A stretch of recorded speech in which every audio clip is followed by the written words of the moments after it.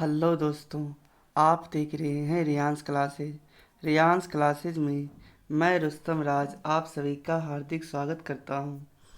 मैं आज आपके लिए 11 अप्रैल 2024 का करंट अफेयर्स के महत्वपूर्ण प्रश्न लाया हूं, जो आपके आने वाले सभी प्रतियोगी परीक्षाओं के लिए लाभदायक होगा।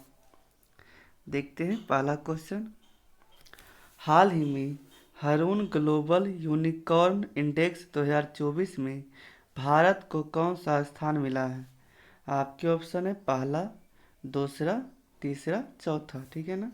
तो यहाँ देखते हैं ग्लोबल यूनिकॉर्न इंडेक्स ये 2024 का है। ठीक है ना। इसका स्थापित कब हुआ था? तो ये 2023 ईस्वी में इसका स्थापना हुआ था। फर्स्ट पायदान पे कौन है? तो फर्स्ट पायदान पे यूएसए है। ठीक है ना। सेकेंड पे चाइना है और अपना भारत जो है वो थर्ड पायदान पे है। ठीक है ना। ये थर्ड पायदान पे है। यहाँ देखते हैं इसमें जो गिरावट आया है, इसमें 2022 में 2022 में 2022 में 68 यूनिकॉर्न इंडेक्स था। ठीक है ना। लेकिन 2023 में यह 67 हो गया है। ठीक है ना। इसमें 2017 के बाद 2017 के बाद पहली बार यूनिकॉर्न में गिरावट आई है। अगर आपसे पूछे कि 2024 किसका वर्ष है, तो ये एआई आर्टिफिशियल इंटेलिजेंस का वर्ष होने वाला है। ठीक है ना। यहाँ अगर आपसे पूछे कि यूनिकॉर्न किसे कहते हैं, तो जो स्टार्टअप जो होता है उसका 1 अरब डॉलर हो जाने को यूनिकॉर्न कहते हैं। ठीक है ना। तो यहाँ देखते हैं पूछ रहा था क्या हमारे भारत का स्थान कौन सा है, तो आंसर आपको कौन सा हुआ है? यहाँ तीसरा है। ठीक है ना। पहला पे हो गया अमेरिका, दूसरा पे हो गया चाइना। ठीक है ना। आगे देखते हैं। कुछ महत्वपूर्ण सूचकांक दिया हुआ है। ठीक है ना। तो यहाँ पे भ्रष्टाचार मामले में सॉरी भारत का स्थान कितना है? तो ये 93वां है। ठीक है ना। भ्रष्टाचार इंडेक्स में भारत का स्थान 93 है। 111 किस में है? तो ये भुखमरी सूचकांक में। ठीक है ना। आगे बढ़ते हैं। चौथा किस में है? तो एक है शेयर मार्केट में। ठीक है। और ग्लोबल फायर पावर इंडेक्स में, मतलब कि देश का सेना कितना मजबूत है, ये इसमें भी भारत का स्थान चौथा है।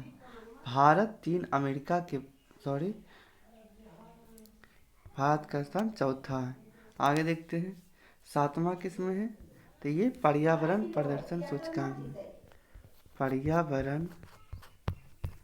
प्रदर्शन सूचकांक में भारत का स्थान सातवां है। आगे देखते हैं 134 किस में है? तो मानव विकास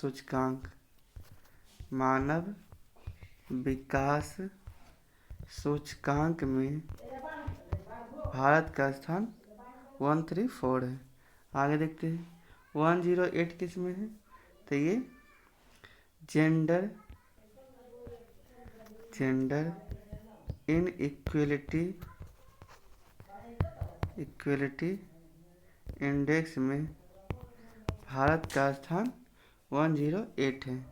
आगे देखते हैं 126, तो 126 है खुशहाली सूचकांक में भारत का स्थान 126 है। आगे देखते हैं 127, तो 127 किस में है? तो ग्लोबल जेंडर गैप इंडेक्स, ये सब इंडेक्स आप लोग को बहुत ही एग्ज़ाम में लाभदायक होगा, ध्यान देना इस सब पे, ठीक है ना। आगे देखते हैं 2024 का पहला यूनिकॉर्न कौन सा है। तो यहाँ आपका आंसर होता है क्रोट्रिम, क्रोट्रिम यहाँ पे आंसर हुआ आपका। आगे देखते हैं शेयर मार्केट में भारत कौन से स्थान पे है। तो ये है 4th रैंक पे, ठीक है ना, 4th रैंक पे। आगे देखते हैं नेशनल स्टार्टअप डे कब मनाया जाता है। तो यहाँ आपका आंसर होता है 16 सॉरी यहाँ पे आपका आंसर होगा 16 जनवरी को, ठीक है ना, 16 जनवरी को। आगे देखते हैं अभी हाल ही में किसे डेकाकॉर्न घोषित किया गया है। तो ये एक डेकाकॉर्न बराबर 10 यूनिकॉर्न होता है, ठीक है ना, इसे ध्यान रखिएगा। तो यहाँ है आईपीएल को, ठीक है, आईपीएल को। आगे बढ़ते हैं हाल ही में दिवंगत नोबेल पुरस्कार विजेता पीटर हिग्स ने किसका आविष्कार किया है। आपके ऑप्शन है इंटरनेट, गॉड पार्टिकल, गूगल या इनमें से कोई नहीं। तो यहाँ देखते हैं पीटर हिग्स ने यहाँ देखते हैं पीटर हिग्स ने मात जिनका निधन हो चुका है, इनका निधन 94 वर्ष में इनका निधन हुआ है। ये इनका निधन कहाँ हुआ है। तो स्कॉटलैंड के एडिनबर्ग में हुआ है, ठीक है ना, स्कॉटलैंड के एडिनबर्ग में हुआ है। इनको 2013 ईस्वी में नोबेल पुरस्कार मिल चुका है। किस लिए मिला है। तो इनका आविष्कार था गॉड पार्टिकल, ठीक है ना, गॉड पार्टिकल। गॉड पार्टिकल को हिग्स बोसोन पार्टिकल भी कहते हैं। गॉड पार्टिकल को हिग्स बोसोन पार्टिकल भी कहते हैं, ठीक है ना। इसका जो ब्रह्मांड उत्पत्ति का मॉडल, मतलब ब्रह्मांड उत्पत्ति का मूल कण भी इसी पर आधारित है। आगे देखते हैं इलेक्ट्रॉन की खोज करने वाले कौन थे। इलेक्ट्रॉन की खोज करने वाले जे थॉमसन जी हैं, ठीक है ना। अगर आपसे पूछे कि परमाणु सिद्धांत किसने दिया था, तो जॉन डाल्टन ने परमाणु सिद्धांत दिए थे, ठीक है ना। आगे देखते हैं परमाणु के नाभिक में की खोज करने वाले कौन थे। तो ये है रदरफोर्ड परमाणु के नाभिक की खोज करने वाले हैं। परमाणु के नाभिक में कौन कौन होता है। तो प्रोटॉन प्लस न्यूट्रॉन होता है, ठीक है ना। बाहर में होता है इलेक्ट्रॉन का हो गया जे थॉमसन, और प्रोटॉन का हो गया गोल्डस्टीन, और न्यूट्रॉन का जेम्स सेडविक हो गया, ठीक है। आगे बढ़ते हैं विश्व स्वास्थ्य संगठन की हेपेटाइटिस रिपोर्ट 2024 के अनुसार सर्वाधिक हेपेटाइटिस बी और सी के मामले कहाँ दर्ज किए गए हैं। तो यहाँ देखते हैं WHO, इसका स्थापना 7 अप्रैल 1948 ईस्वी को हुआ था। हेडक्वार्टर इसका जिनेवा है। यही जो विश्व हेपेटाइटिस शिखर सम्मेलन हुआ है, कहाँ हुआ ये। तो ये हुआ है लिस्बॉन पुर्तगाल में हुआ है, ठीक है ना, पुर्तगाल में। पुर्तगाल की राजधानी कहाँ है। तो लिस्बॉन है, ठीक है, पुर्तगाल की राजधानी लिस्बॉन है। यहाँ पे विश्व हेपेटाइटिस शिखर सम्मेलन हुआ है। अभी जो निकला है यही रिपोर्ट निकला है, यह बीमारी लीवर संबंधी हेपेटाइटिस जो बीमारी है यह लीवर संबंधी है। यह 5 प्रकार का होता है। यह बीमारी जो है 5 प्रकार का होता है, A, B, C, D और E, ठीक है ना। ये जो A और E है यह खाने से होता है, ठीक है ना, और B, C, D यह खून से होता है। यह सब B और C जो है यह सबसे ज़्यादा खतरनाक होता है, ठीक है ना। अगर आप लोग से पूछे कि यह बी और सी के कारण सर्वाधिक मामला जो हुआ है किस किस के बीच में हुआ है, तो ये पहले पायदान पे हो गया चाइना, दूसरे पायदान पे हो गया भारत और तीसरे पायदान पे होता है इंडोनेशिया होगा, ठीक है ना। तो आंसर आपका हुआ है चीन हुआ, ठीक है, चीन हुआ है। तो यहाँ देखते हैं, अगर आपसे पूछे कि 2022 के अंदर हेपेटाइटिस बी और सी से कितना मौत हुआ है, तो ये 1.3 मिलियन आदमी की मौत हुई है, बी और सी के कारण हुआ है, ठीक है ना। आगे देखते हैं, मानव शरीर की सबसे बड़ी ग्रंथि कौन सी है, तो यहाँ आपका आंसर होता है लीवर है, लीवर है, ठीक है ना। अगर आपसे पूछे कि मानव शरीर का सबसे बड़ा अंग कौन सा है, तो त्वचा हो जाएगा, ठीक है ना, त्वचा हो जाएगा।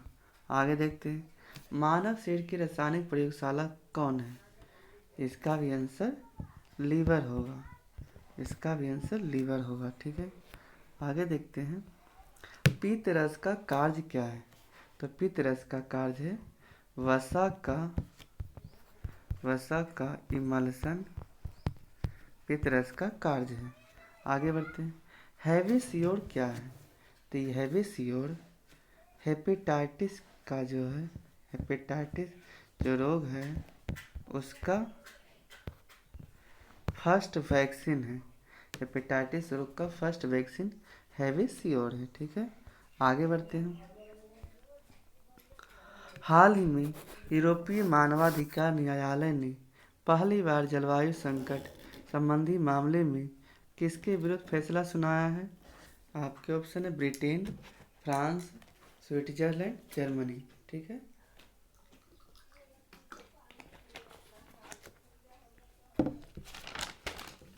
तो यहाँ देखते हैं, यूरोपीय मानवाधिकार न्यायालय जो है ये कहाँ है, तो यह फ्रांस में है, यह फ्रांस में है। पहली बार कहाँ हुआ था, ये स्विट्जरलैंड हुआ है। फैसला किसके विरुद्ध सुनाया है, फैसला किसके विरुद्ध सुनाया है, तो स्विट्जरलैंड के विरुद्ध सुनाया है, ठीक है ना। इसमें जो बूढ़ी महिला याचिका दायर की थी, बूढ़ी जो वहाँ की बूढ़ी महिला है वहाँ पे केस दर्ज किया है कि वहाँ का जो जलवायु परिवर्तन है उसको रोकने के लिए वहाँ की सरकार पर्याप्त प्रयास नहीं की है, जिसके कारण वहाँ की गर्म हवा वहाँ के लोगों के लिए परेशानी का सबब बना हुआ है, ठीक है ना। आप लोग अंदाज नहीं लगा सकते हैं कि कितने साल की बूढ़ी महिला ने केस किया है, तो ये 90 साल की बूढ़ी महिला कोर्ट पहुंच चुकी थी मामला दर्ज कराने के लिए।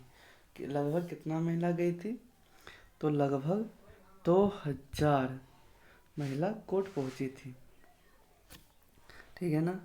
अगर आप लोग से पूछे आंसर आपका क्या हुआ है, आंसर आपका स्विट्जरलैंड हुआ है। अगर आप लोग से पूछे कि शीतकालीन बैठक कहाँ होती है, स्विट्जरलैंड की शीतकालीन बैठक कहाँ होती है, तो दावोस में होता है, ठीक है ना, दावोस में होता है। आगे बढ़ते हैं, विश्व मानवाधिकार दिवस कब मनाया जाता है, तो यहाँ आपका आंसर होता है 10 दिसंबर को।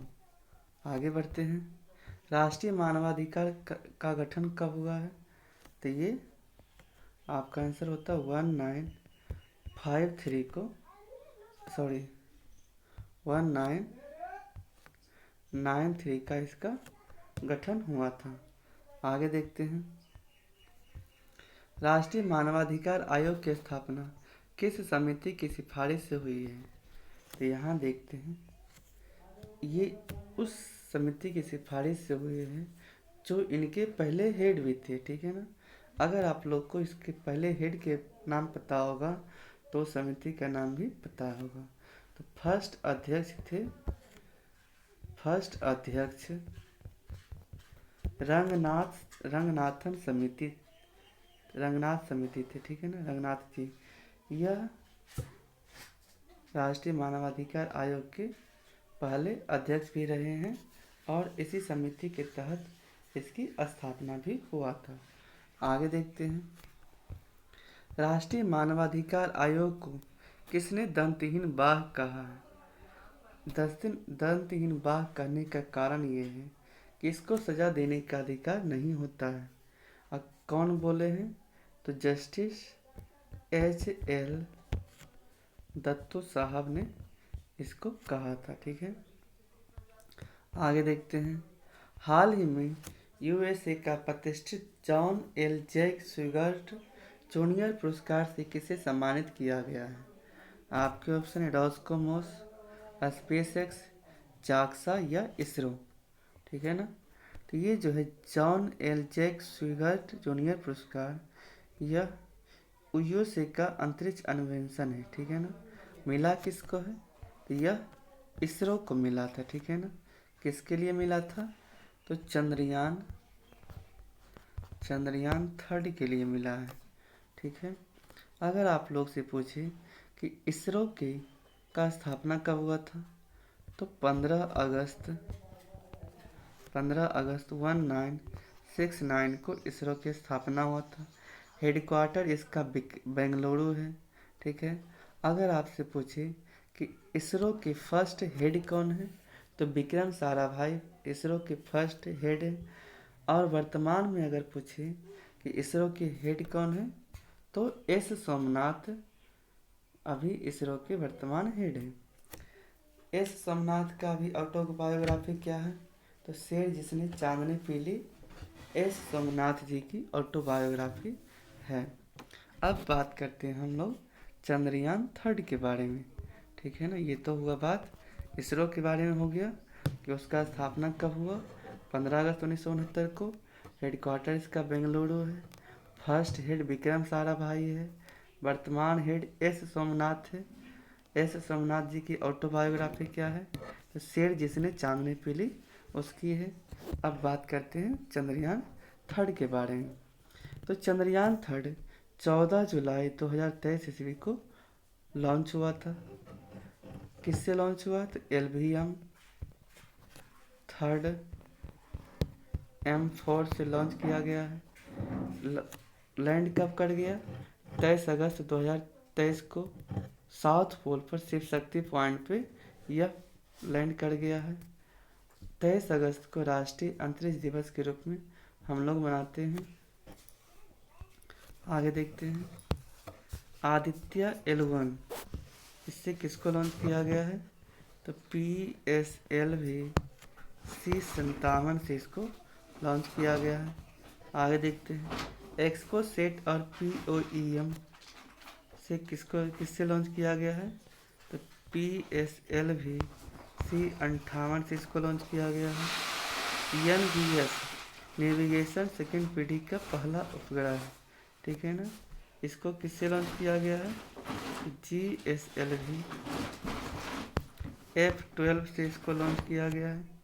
आगे देखते हैं, इनसेट 3DS से किससे लॉन्च किया गया? तो GSLV F14 से इसको लॉन्च किया गया है। आगे देखते हैं, हाल ही में नई स्वर्ण समर्थित मुद्रा जिग किसने लॉन्च किया है? आपके ऑप्शन है कांगो गणराज्य, जिम्बाब्वे, वेनेजुएला, नाइजीरिया। तो इसका ऑप्शन जो है, आंसर जो है ऑप्शन पे ही है। ठीक है ना, तो यहाँ जो है यह जिग जो है जिम्बाब्वे ने इसको शुरू किया है, लॉन्च किया है। ठीक है ना, यह जिम्बाब्वे डॉलर को रिप्लेस करने के लिए इसको लॉन्च किया गया है। यह स्वर्ण समर्थित मुद्रा है। इसको किस लिए लॉन्च किया गया है? तो मुद्रास्फीति से निपटने के लिए इसको लॉन्च किया गया है। अगर आपसे पूछे कि जिम्बाब्वे की राजधानी कहाँ है? जिम्बाब्वे की राजधानी हरारे है। जिम्बाब्वे की राजधानी हरारे है।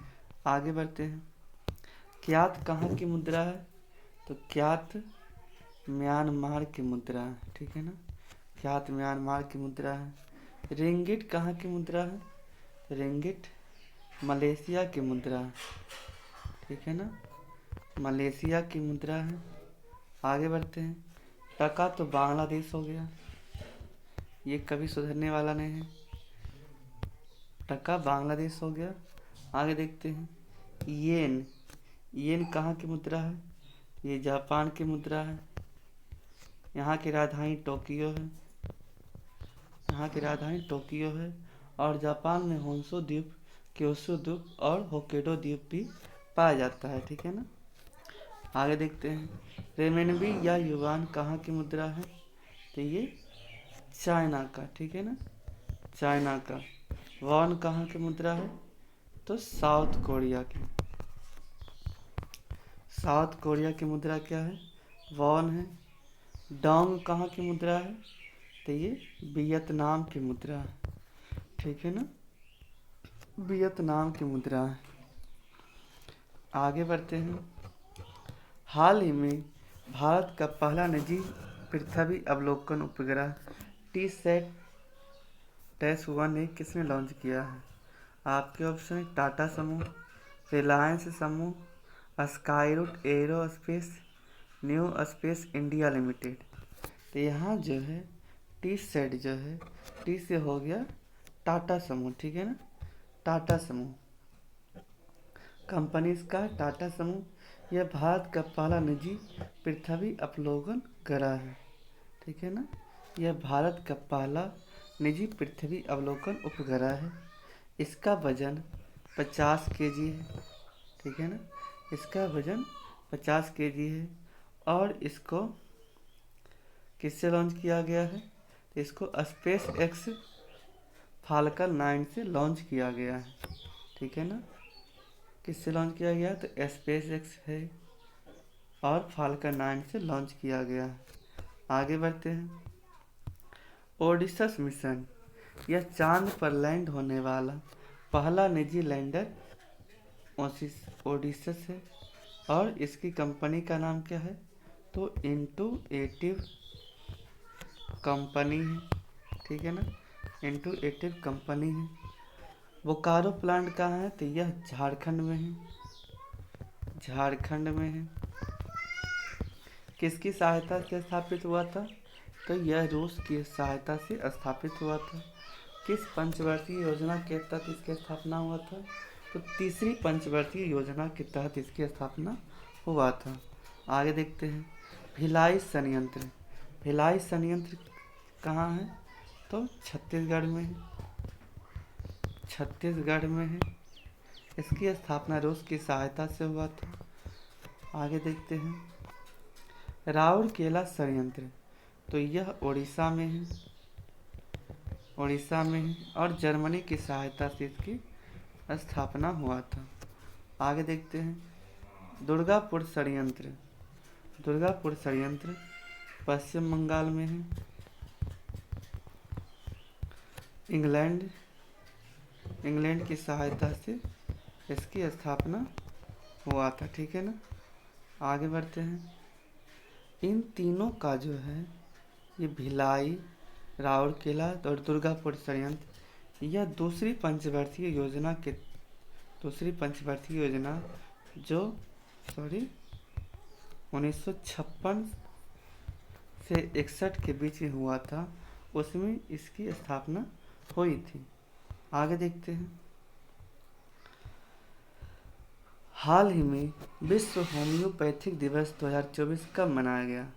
आपके ऑप्शन है 8 अप्रैल, 9 अप्रैल, 10 अप्रैल, 11 अप्रैल। तो यहाँ देखते हैं। विश्व होम्योपैथिक दिवस यह 10 अप्रैल को मनाया जाता है, ठीक है ना, 10 अप्रैल को मनाया जाता है। इसके जनक कौन है? तो डॉक्टर सैमुअल हैनीमैन इसके जनक है, डॉक्टर सैमुअल हैनीमैन जनक है। मंत्रालय कौन सा है? तो इसका मंत्रालय आयुष मंत्रालय है, ठीक है ना, आयुष मंत्रालय है। इसका काम होता है शरीर को प्राकृतिक क्षमता को बढ़ावा देना, मतलब शरीर के हर रोग को लड़ने की शक्ति को प्रदान करना इसका काम रहता है, ठीक है ना। अब की बार इसका थीम क्या है, तो इसका थीम है होम्योपैथी परिवार एक स्वास्थ्य परिवार एक परिवार इसका थीम है, ठीक है ना।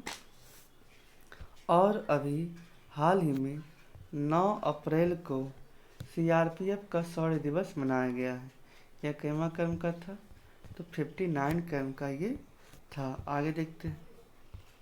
हाल ही में राष्ट्रीय महिला हॉकी का कोच किसे नियुक्त किया गया है। आपके ऑप्शन है राकेश मोहन, पीटर पेलेग्रिनी, श्रीनिवास पल्लिया या हरेंद्र सिंह। तो यहाँ देखते हैं, आपका आंसर हो जाता है हरेंद्र सिंह। हरेंद्र सिंह को महिला हॉकी टीम का कोच अभी बनाया गया है। ये 34वें ओलंपिक जो 2028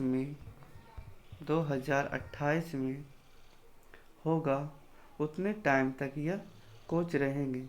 और 2028 में यह ओलंपिक कहाँ होगा, तो लॉस एंजल्स में इसका होने वाला है। अब की बार जो होने वाला था ओलंपिक 2024 में पेरिस में जो होने वाला है, उसके लिए भारतीय महिला हॉकी टीम क्वालिफाई भी नहीं कर पाई है। तो जो इसके पहले कोच थे उनको इस पद से हटा दिया गया, ठीक है ना। आगे देखते हैं, और भी ऑप्शन है। तो यहाँ देखते हैं राकेश मोहन कौन है, तो विश्व बैंक के आर्थिक सलाहकार हैं राकेश मोहन, ठीक है ना। और अगर बात करें पीटर पेलेग्रिनी कौन है, तो ये स्लोवाकिया के नए राष्ट्रपति हैं, ठीक है ना। स्लोवाकिया के नए राष्ट्रपति हैं, ठीक है ना। और अगर आपसे पूछे कि ये जो श्रीनिवास पल्लिया हैं, यह विप्रो के नए सीईओ और एमडी बने हैं, ठीक है ना। नए सीईओ और एमडी श्रीनिवास पल्लिया बने हैं। आगे देखते हैं, ज्ञानेश कुमार और सुखविंदर संधू ये कौन है, तो ये चुनाव आयुक्त नियुक्त हुए हैं, ठीक है ना। चुनाव आयुक्त नियुक्त हुए हैं। आगे देखते हैं, किशोर मकवाना जी ये क्या हैं, तो ये राष्ट्रीय अनुसूचित जाति के हेड हैं, ठीक है ना। आगे देखते हैं, देवेंद्र झंझाड़िया जी, तो ये भारतीय पैरालंपिक समिति के हेड हैं। देवेंद्र झांझड़िया जी भारतीय पैरालंपिक समिति के हेड हैं। आगे देखते हैं, न्यायमूर्ति एएम खानविलकर ये लोकपाल संस्था के अध्यक्ष हैं, ठीक है ना। लोकपाल संस्था के अध्यक्ष हैं। आगे बढ़ते हैं, हाल ही में खुबानी खिलना महोत्सव 2024 कहाँ प्रारंभ हुआ है। आपके ऑप्शन लद्दाख, सिक्किम, अरुणाचल प्रदेश, उत्तराखंड। तो ये जो खुबानी खिलना महोत्सव है, ये लेह और कारगिल दोनों में पाया जाता है, ठीक है ना। तो लेह और कारगिल दोनों में पाया जाता है, तो यह लद्दाख में हुआ है, ठीक है ना। इसको चोली भी कहते हैं। इसमें पेड़, फल, फूल, आम जैसा फल भी इसमें आता है। यह स्टार्ट कब होता है, तो 6 तारीख को स्टार्ट हुआ है, 6 अप्रैल को, और यह 18 अप्रैल तक चलेगा, ठीक है ना। आगे देखते हैं,